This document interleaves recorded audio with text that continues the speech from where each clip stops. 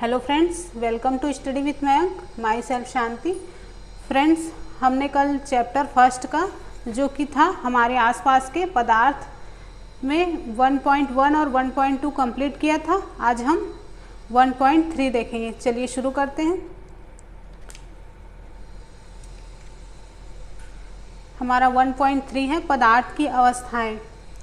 Friends, हम अपने आसपास के पदार्थों को अगर ध्यान से देखें तो ये कितने प्रकार के होते हैं, तो हम पाते हैं कि पदार्थ अपनी 3 रूप में होते हैं, ठोस, द्रव और गैस। जैसे कि यहाँ पे मैंने लिखा है कि पदार्थ की 3 अवस्थाएं ठोस, द्रव और गैस होती हैं, है ना। ये अवस्थाएं उनके कणों की विभिन्न विशेषताओं के कारण होती हैं। जैसे कि हमने फर्स्ट पॉइंट में पढ़ा था 1.1 में कि पदार्थ के कण क्या होते हैं। पदार्थ जो है वो कणों से मिलकर बने होते हैं, और ये जो कण हैं, है ना, उनके जो अवस्थाएं हैं, उनकी जो व्यवस्था है, उसी की विशेषता के कारण ये क्या है, पदार्थ ठोस, द्रव और गैस के रूप में पहचाने जाते हैं। ठीक है, तो चलिए अब हम पदार्थों के जो तीन अवस्थाएं हैं उनके गुणों का डिटेल में अध्ययन करते हैं। ठीक है, तो चलिए शुरू करते हैं 1.3 का फर्स्ट। तो पहला है हमारा ठोस अवस्था।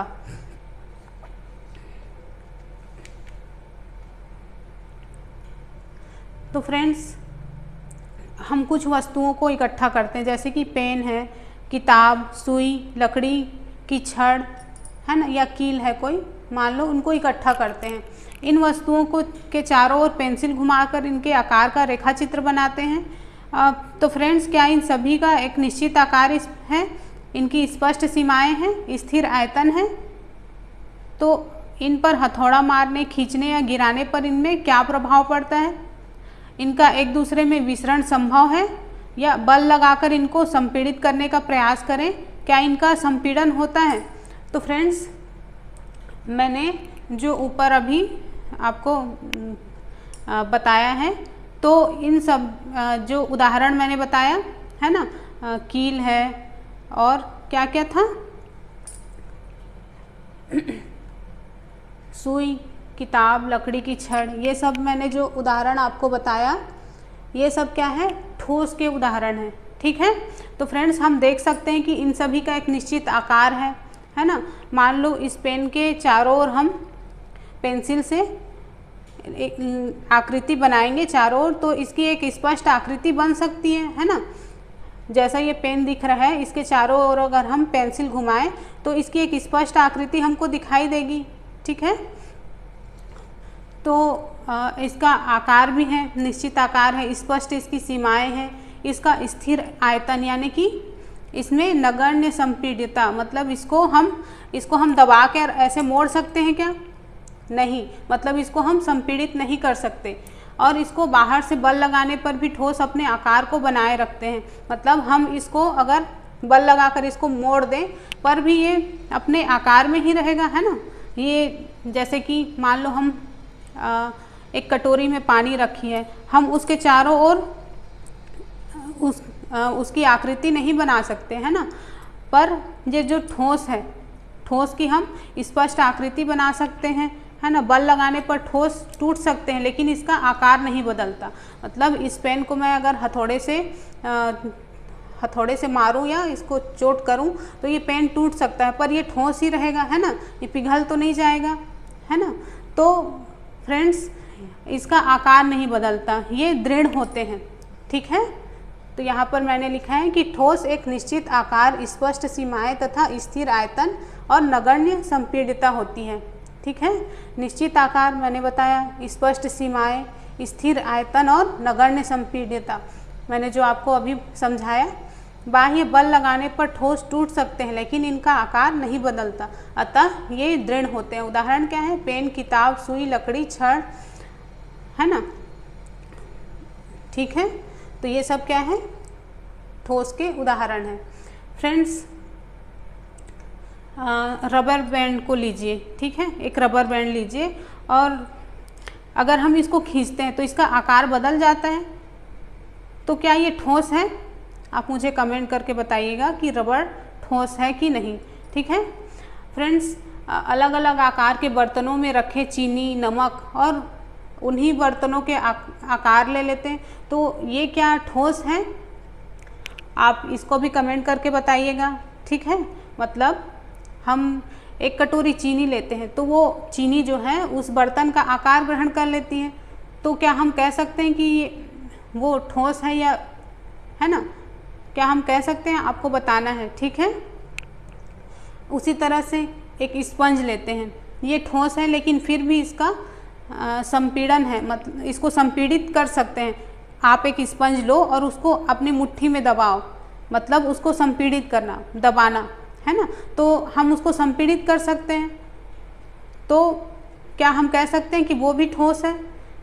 हमने जैसे ऊपर पढ़ा कि इनमें नगण्य संपीड्यता होती है, लेकिन स्पंज क्या है? स्पंज को हम संपीड़ित कर सकते हैं, तो इसका मतलब क्या हुआ कि वो ठोस नहीं है। तो आपको इसको भी कमेंट करके बताना है। एक रबर बैंड जिसको हम खींचकर उसका आकार बदल सकते हैं, जबकि यहाँ पर लिखा है कि इसका निश्चित आकार होता है। तो आपको बताना है कि रबर ठोस है या नहीं। जैसे मैंने बताया चीनी या नमक है, तो उसको किसी बर्तन में डालेंगे तो वो मतलब वो उस बर्तन की आकृति ग्रहण कर लेगा। तो ये तो इसके ठीक उल्टा हो गया ना, जो हमने ठोस के बारे में पढ़ा तो उससे वो उल्टा हो गया, है ना? तो इससे हम क्या कह सकते हैं कि नमक या चीनी ठोस है या क्या है ना? उसी तरह स्पंज को हम संपीड़ित कर सकते हैं, जबकि यहाँ पर लिखा है कि ठोसों में नगण्य संपीड्यता होती है। तो आपको बताना है कि स्पंज ठोस है या नहीं। तो फ्रेंड्स, मैंने ये जो एग्जाम्पल अभी आपको बताए रबर, स्पंज और चीनी का, है ना, तो ये सभी ठोस ही हैं। क्यों?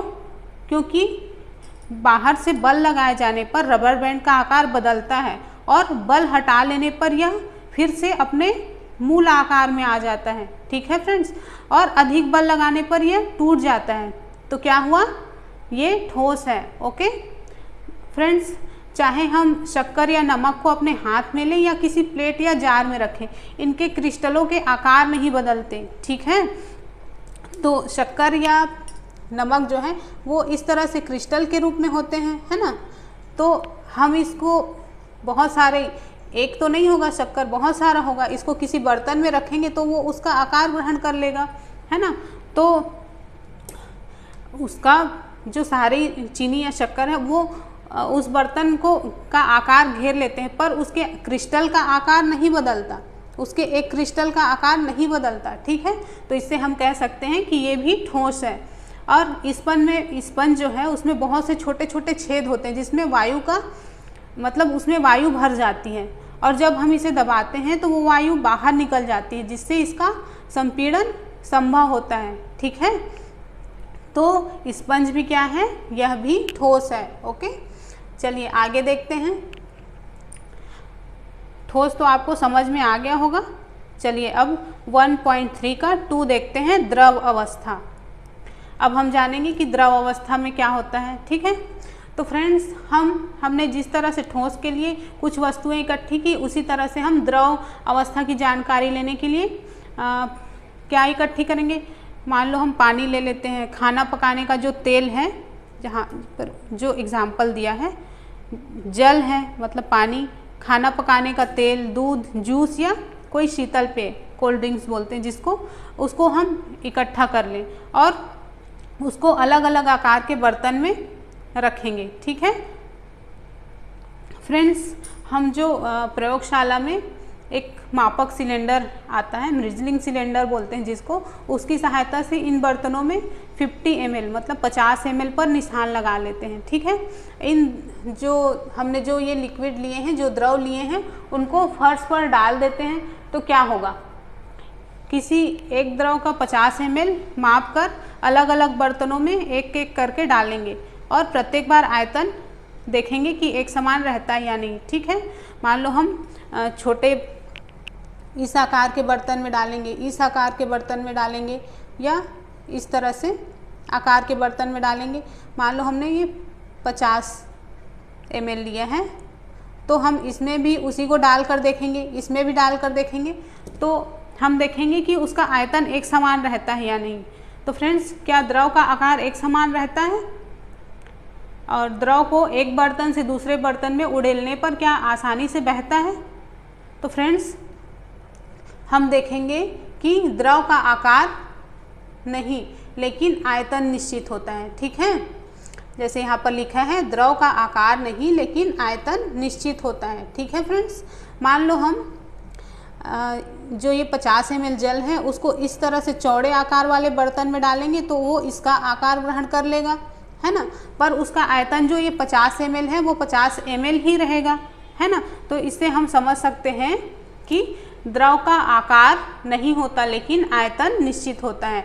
ठीक है, जिस बर्तन में इन्हें रखा जाए ये उसी का आकार ले लेते हैं। द्रवों में बहाव होता है और इसका आकार बदलता है, इसलिए ये दृढ़ नहीं लेकिन तरल होते हैं, मतलब लिक्विड होते हैं। ठीक है फ्रेंड्स, मेरे ख्याल से आपको समझ में आ गया होगा।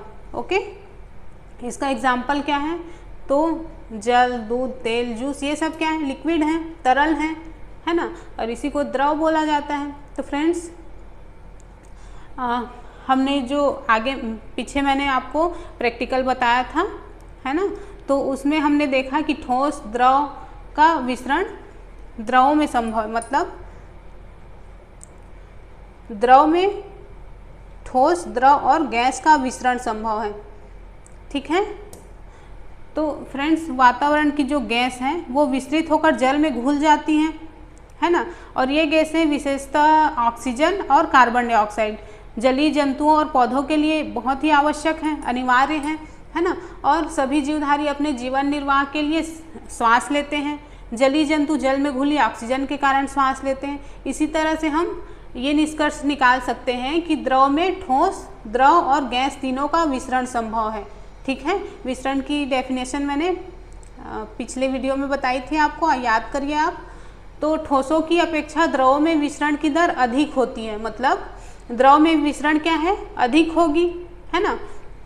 ऐसा इसलिए है क्योंकि द्रव अवस्था में पदार्थ के कण स्वतंत्र रूप से गति करते हैं और ठोस की अपेक्षा द्रव के कणों में रिक्त स्थान भी अधिक होते हैं।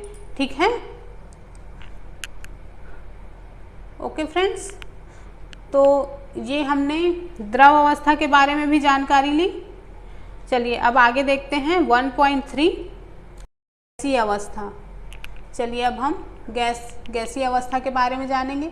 तो फ्रेंड्स आपने कभी उस जो गुब्बारे वाले होते हैं उन पर ध्यान दिया है? जो गैस के एक ही सिलेंडर से बहुत सारे गुब्बारों में हवा भरता है, उससे पता लगाया जा सकता है कि एक सिलेंडर से वह कितने गुब्बारे भरता है। ठीक है, आप उसे पूछ सकते हैं कि एक सिलेंडर में से वो कितने गुब्बारे भर सकता है और उस जो सिलेंडर है उसमें कौन सी गैस है। फ्रेंड्स आपको पता है कि उसमें कौन सी गैस होती है? आप मुझे कमेंट करके बताइएगा। ठीक है, जो गुब्बारों में हवा भरते हैं उसमें कौन सी गैस होती है, आप बताइएगा। ठीक है, तो चलिए एक प्रैक्टिकल और देखते हैं। हम 100 ml की 3 सीरीज लेंगे, सिरिंज जिससे इंजेक्शन लगाया जाता है।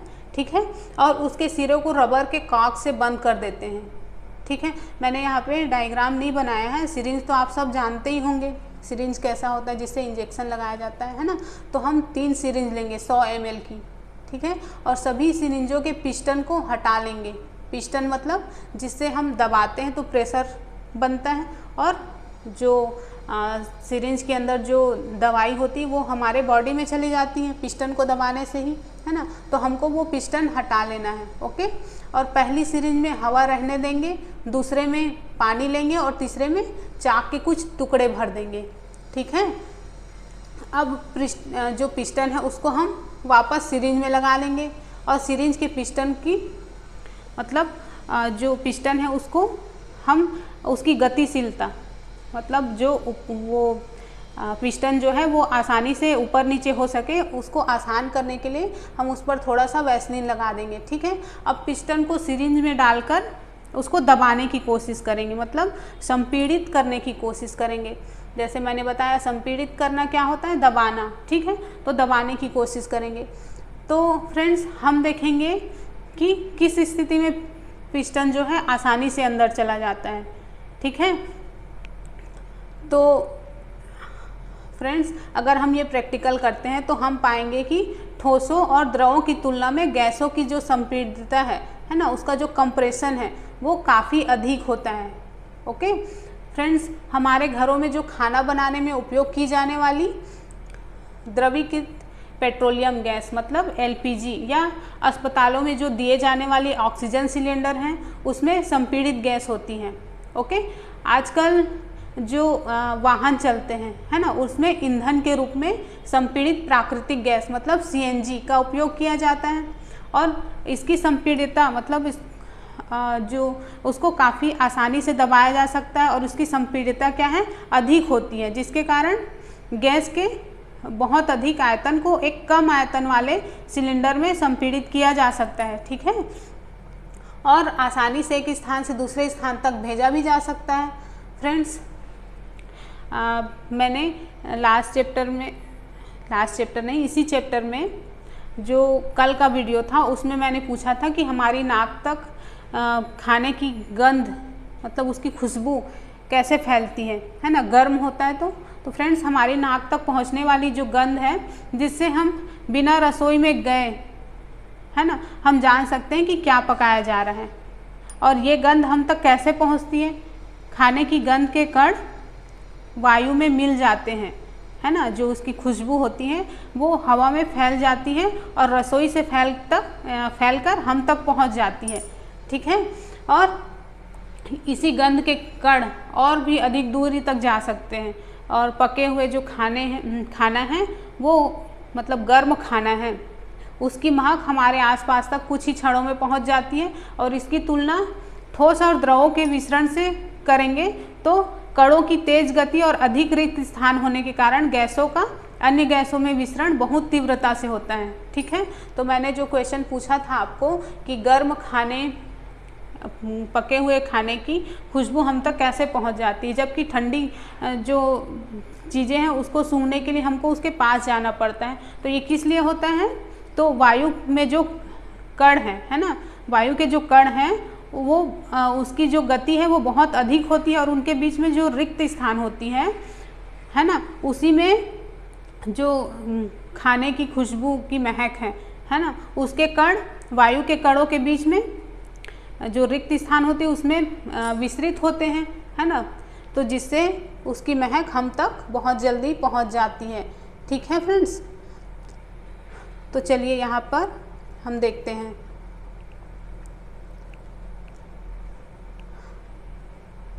गैसीय अवस्था में कणों की गति अनियमित और अत्यधिक तीव्र होती है। सॉरी, इस अनियमित गति के कारण ये कण आपस में एवं बर्तन की दीवारों से टकराते हैं। बर्तन की दीवार पर गैस कणों द्वारा प्रति इकाई क्षेत्र पर लगे बल के कारण गैस का दबाव बनता है।